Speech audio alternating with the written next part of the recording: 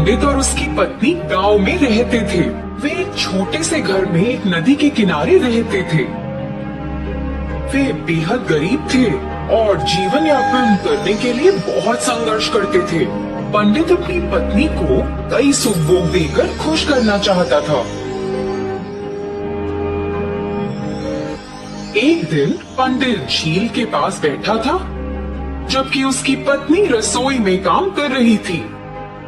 पंडित शांतिपूर्ण दोपहर में कुछ प्रार्थनाएं कर रहा था। जब उसने अपनी आंखें खोली तो देखा कि झील पर एक सुंदर सुनहरा हंस उसकी ओर आ रहा है।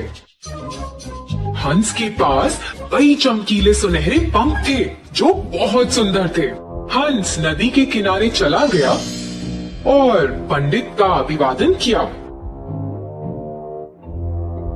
हे पंडित, मैंने देखा है कि तुम और तुम्हारी पत्नी बहुत कठिन जीवन जीते हो। मैं आप जैसे अच्छे लोगों की मदद करना चाहता हूँ। तुम बहुत दयालु हो मेरे दोस्त। भगवान ने मेरी प्रार्थना सुन ली। तुम्हारे पंख कितने सुंदर हैं। क्या वे असली सोने से बने हैं?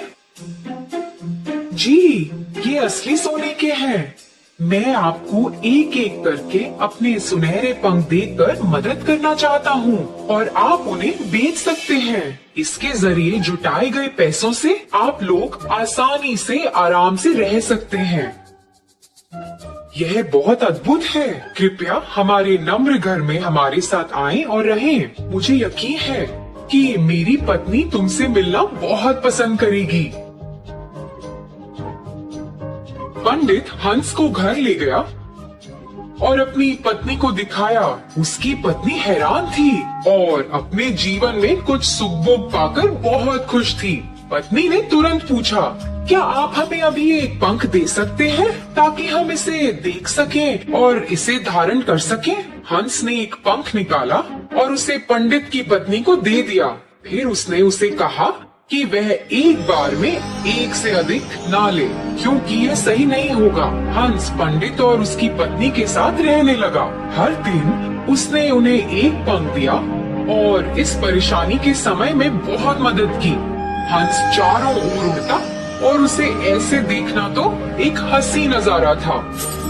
पंडित और उसकी पत्नी बहुत खुश थे और उन्होंने पैसे के लिए पंख बेचना शुरू कर दिया था। एक सुनहरे पंख ने उन्हें पर्याप्त पैसा दिया। पंडित अक्सर अपनी पत्नी को याद दिलाता था कि वह इस उपहार को पाकर बहुत भाग्यशाली हैं और उन्हें इसका दुरुपयोग कभी नहीं करना चाहिए। कई दिन बीत गए और एक दिन पंडित पंख बेचने के लिए बाजार गया। पत्नी घर में खाना बना रही थी, जबकि स्वर्ण हंस कोने में सोया हुआ था। अचानक पंडित की पत्नी को एक विचार आया, यह हंस हमारे साथ कब तक ऐसे रहेगा? हमें तो बस इसके पंखों की जरूरत है, लेकिन इस प्रक्रिया में हमें इसे खिलाना है, स्नान कराना है और इसकी देखभाल भी करनी है। हम इस हंस पर भरोसा नहीं कर सकते। ये तो यहाँ से दूर जा भी सकता है और फिर कभी वापस नहीं आया तो हम फिर से गरीब हो जाएंगे। यदि मैं सभी पंख ले लूं तो क्या बुरा होगा? उसके सोते हुए मैं जल्दी से इसके सारे पंख निकाल लूंगी।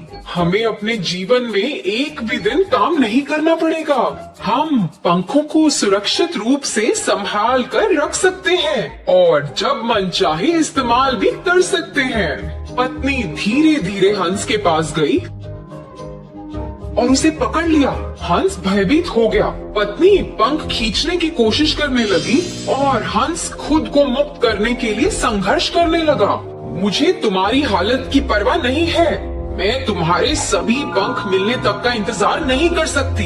अरे तुम ऐसा क्यों कर रही हो, मूर्ख औरत? मैं तुम्हारी और तुम्हारे परिवार की मदद करने की कोशिश कर रहा था।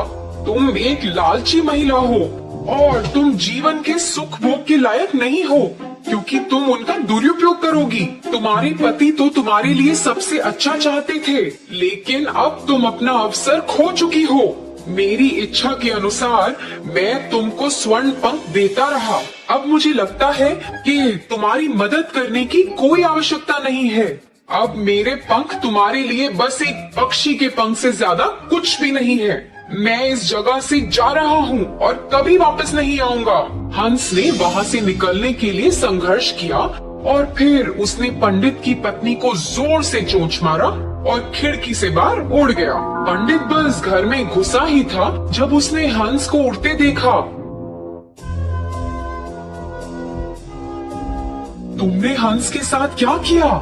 जी, मुझे इसके सारे पंख चाहिए थे और यह मुझे लेने नहीं दे रहा था। मैंने तुम्हें उन्हें नहीं लेने के लिए कितनी बार कहा था। तुमने सब कुछ बर्बाद कर दिया है और अब हम बाकी के जीवन जीने के लिए फिर से गरीब होंगे। तो बच्चों, इस कहानी से हमें क्या सीख मिली? अतिरिक्त लालच से कुछ भी हासिल नहीं होता।